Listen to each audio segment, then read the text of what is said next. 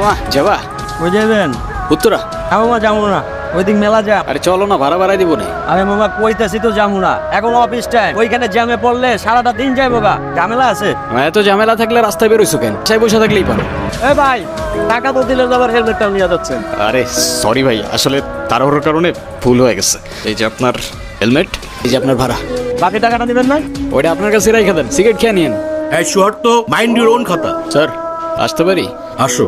এই যে আমার ক্লাসের সবচেয়ে গুণধর ছাত্র, আমার ক্লাসের সবচেয়ে গুণধর ছাত্র, যেমন তার চলাফেরা তেমন তার ড্রেস আপ তেমনি তার লেখাপড়া। এই যে তুমি ঠিকমতো ক্লাসে আসো না, একদম ঠিকমতো লেখাপড়া করো না, গোছালো জীবনযাপন করো, তোমার কি ফিউচার নিয়ে কোনো টেনশন হয় না? এই চুপ করে আছো কেন বলো? স্যার আপনি কনফুসিয়াসের নাম শুনেছেন? হ্যাঁ শুনেছি। উনি বলেছেন life is really simple but we insist on making it complicated. চুপ বেয়াদব, তোমার সাথে আমি ফাইজলামি করতেছি? তুমি কি জুতো পরে আসছো? দেখে তো মনে হচ্ছে বাথরুমের স্যান্ডেল। ইউনিভার্সিটিতে কিভাবে ড্রেস আপ পরে আসছো তুমি জানো না?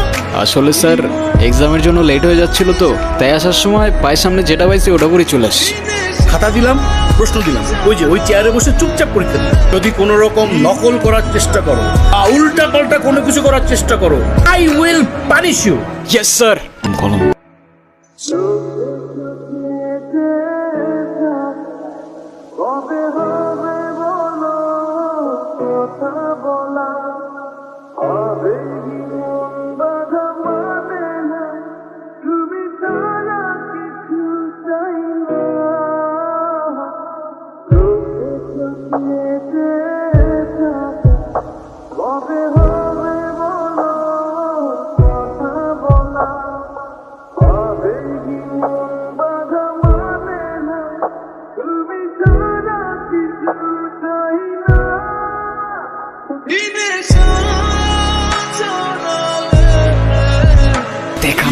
স্যার হিমু আমাকে অনেক ডিস্টার্ব করতেছে। বাহ কি অপূর্ব, কিন্তু আরেকজনকে লিখতে দিচ্ছেন, তার উপরে আপনি ধপ ধপে একটা সাদা খাতা নিয়ে বসে আছেন। এই পরীক্ষা দিতে আসছেন কেন? আসলে স্যার আমার মনটা সাদা তো, আমার সবকিছুই সাদা। চুপ বেয়াদব, এক্ষুনি আমার ক্লাসরুম থেকে বের হয়ে যাও, বের হয়ে যাও, গেট আউট। ওই শুভ্র তারা কি সে বল? কিরে সমস্যা কি? ডাকি শুনুস না বাড়ছে? আজকে এক্সামের মধ্যে দেখাইতে বললাম, কি করলি তুই? আমরা এক ক্লাসে পড়ি, ডাক দিস একটু দেখাবি না? কি করলি উল্টা স্যারে বলে দিলি, কেন এটা কেন করলি? ও তোমাকে কেন দেখাবে? ও তোমাকে কেন দেখাবে? তোমার নিজের কি ব্রেন নাই? তোমার কি জ্ঞান বুদ্ধি কিচ্ছু নাই? তুমি বাসা থেকে পড়াশোনা করে আসতে পারো না? তুমি চুপ থাকো, আমি তোমার সাথে কথা বলতেছি। কেন ও কেন চুপ থাকবে? আর ও তো ঠিকই বলছে, তুই বাসার থেকে লেখাপড়া করে আসতে পারস না? তুই কিন্তু মুখে মুখে কথা বলতেছিস। হ্যাঁ করতেছি তো, কি হয়েছে? কি করবি তুই? কি করবো না? বেয়াদব ছেলে, রাস্তাঘাটে গুন্ডামি শুরু করছো? বস্তির ছেলে কোথাকার। আরে তোমার তো দেখতেই বোঝা যায় যে তুমি একটা বস্তির ছেলে, পোশাক আশাক সবকিছু বস্তির ছেলে। বেয়াদব কোথাকার। কি রে তুই এই বয়া কি করতাছো? গেম খেলতেছি মামা, গেম খেলতেছি। তুমি এই বয়া বয়া গেম খেলতাছো আর ওদিকে তোমার পাখি লেগ পারে একা একা বয়া রইছে। কে ইরা?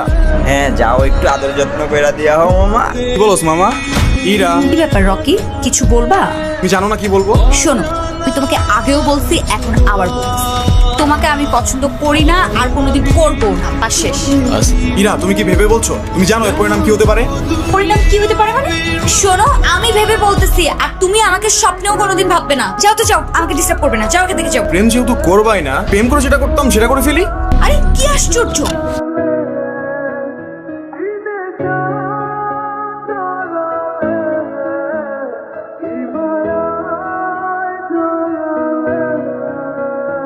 ধন্যবাদ দেওয়া লাগবে না, তোমার জন্য আসি নাই আমি। আমার তো ছোটবেলায় মা মারা গেছে, কিন্তু আমি ছোটবেলা থেকেই দেখছি আমার বাবার আমার মায়ের জন্য কতটা সম্মান আছে। আমি নিজেও যতই খারাপ হই না কেন, আমার বাবা আমারে শিখাইছে মেয়েদের কেমনে সম্মান করতে হয়। তাহলে সেদিন তুমি চর মারার পরও চুপ থাকতাম না।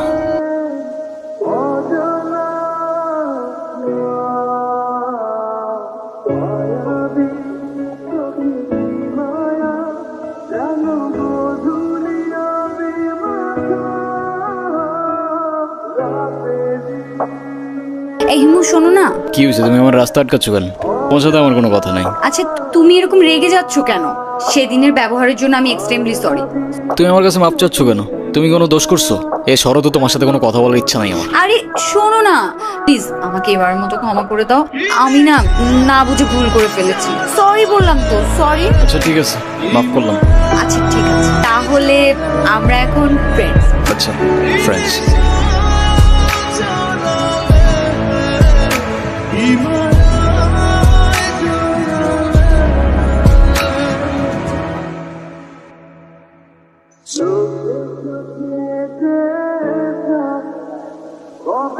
হিমু, তুমি বাদামের খোসা সহ কেন খাচ্ছ? বাদামের খোসা ছাড়াইতে আমার কাছে ঝামেলা মনে হয়। আর এমনিও তবে বাদাম খাওয়ার মধ্যে আলাদা একটা ফ্লেভার আছে। আমার সবচেয়ে ফেভারিট অ্যাক্টর পল ওয়াকার, ও কি বলে জানো? কি বলে? If you can not have fun there is no sense in doing it. তাই না?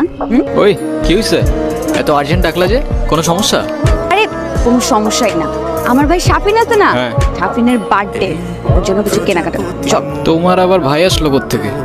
সেটা তোমার বুঝতে হবে না, তুমি চলো তো। চল। এই হিমু, তোমার এই যে চুলগুলো, এগুলো যে এত এলোমেলো অগোছালো, সবসময় দেখলে একদম তোমাকে পাগলের মতো লাগে। লোকজন কি ভাবে বলো তো? আমার কাছে তো এমনিই ভালো লাগে। আমার কাছে যেটা পাগলের মতো ওটা আমার কাছে ডিসেন্ট, নর্মাল। ডাইজনিস কি বলছে জানো? It is not that I am mad, it is only that my head is different from years. হ্যাঁ বাবা, কি হয়েছে? তুমি থাকো, আমি আসতেছি।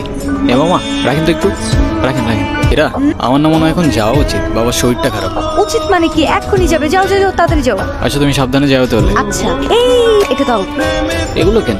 এগুলো তোমার জন্য কিনেছি। আমার মানে? তোমার জন্য মানে এগুলো আমি তোমার জন্যই কিনেছি। নিজে থেকে তো কখনো কিছু কিনবে না, থাকবে পাগলের মতো অবস্থা। এখন থেকে তোমাকে গুছিয়ে দেওয়ার দায়িত্বটা আমি নিলাম। আরে তুমিও না পারো। আচ্ছা সাবধানে যাও। এই দাঁড়াও, আবার কি? এটা ধরো, এর কি? Hair spray. এটা আবার কখন কিনবা? ওই যে তোমাকে যখন আসতে বললাম, আমি ওয়েট করছিলাম তো।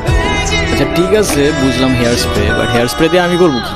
হেয়ার স্প্রে দিয়ে মানুষ কি করে বলো তো? এই যে তোমার পাগলের মতো যে হেয়ার গুলো, এগুলো হেয়ার স্প্রে দিয়ে ভালো করে সেট করবে, সেট করে তারপরে চলাফেরা। ঠিক আছে? আচ্ছা ঠিক আছে। আচ্ছা তুমি সাবধানে যাও। এলো মা, চলেন। হ্যালো হিমো, গুড মর্নিং। কি ব্যাপার, সকাল সকাল কল দিছো কেন? কি এটা এত সকাল? সকালে কোনোদিন ঘুম থেকে উঠেছেন আপনি? উঠলে বুঝতেন। এটা এত সকাল না, সকাল 9টা বাজে। 10টার দিকে আমাদের ক্লাস শুরু হয়ে যায়।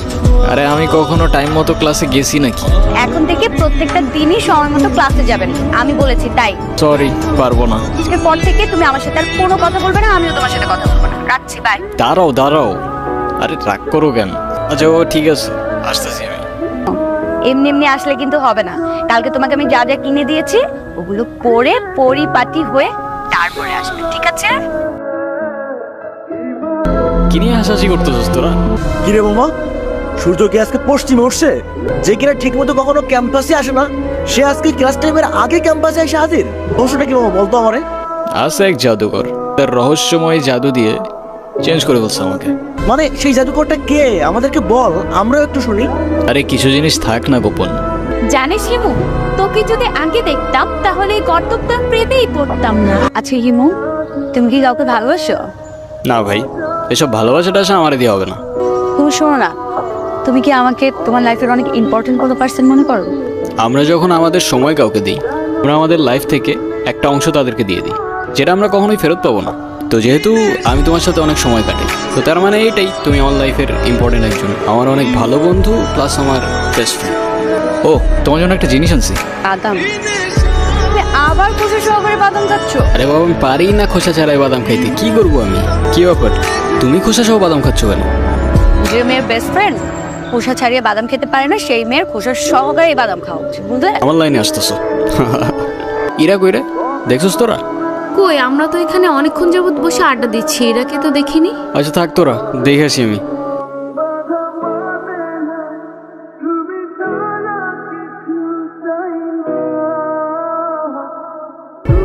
এতদিন কোথায় ছিলা তুমি? তোমায় আমি পাগলের মতো করছি এই কয়দিন। হেমো, মাঝে মাঝে কিন্তু হারিয়ে যাওয়া আনন্দ কিছু না তো। তুমি আমাকে পাগলের মতো কেন খুঁজছিলে? আছে কিছু কারণ। আরে কি কারণ বলবা তো বাবা। আমারটা বাদ দাও, তুমি না বললা কি একটা গুড নিউজ আছে, ওটা বলো। সে একটা কারণ, শেষ কথাটা না হয় শেষেই বললাম। শেষের কথা মানে বুঝলাম না। তোমার বুঝতে হবে না, বলো তুমি যেটা বলতে চাইছো বলো। আমি তোমাকে ভালোবাসি ইরা। ভালোবাসি মানে? হ্যাঁ ইরা, আমি তোমাকে ভালোবাসি। ছন্ন ছাড়া হিমু আজকের হিমুতে পরিবর্তন হয়েছে তো তোমাকে ভালোবাসি বলে। হিমুর জীবনে ইরা না আসলে এই জীবন কখনো পসিবলই হইতো না। এতদিন আমি কিছু বলতে পারিনি ভয়ে আমাদের ফ্রেন্ডশিপটা নষ্ট না হয়ে যায়। আমি আর পারতেছি না ইরা, আমাকে ভুল বুঝো না তুমি। I love you Ira. দেখো ইমো, আমি তোমাকে আমার ফ্রেন্ড ছাড়া কখনোই কিছু ভাবিনি। আমরা একসাথে ঘুরতাম, অনেক বেশি ফ্রি ছিলাম। দেখো এটা না যে আমি তোমাকে ভালোবাসতাম। তাছাড়া আমার বিয়ে ঠিক হয়ে গেছে, এই কথাটাই আমি তোমাকে বলতে এসেছি। আজকের পর থেকে আর কোনো দিন তুমি আমার লাইফে ব্যাঘাত ঘটাবে না। আমাদের আর কোনোদিন দেখা হবে না, এটাই আমাদের শেষ দেখা। ভালো থেকো।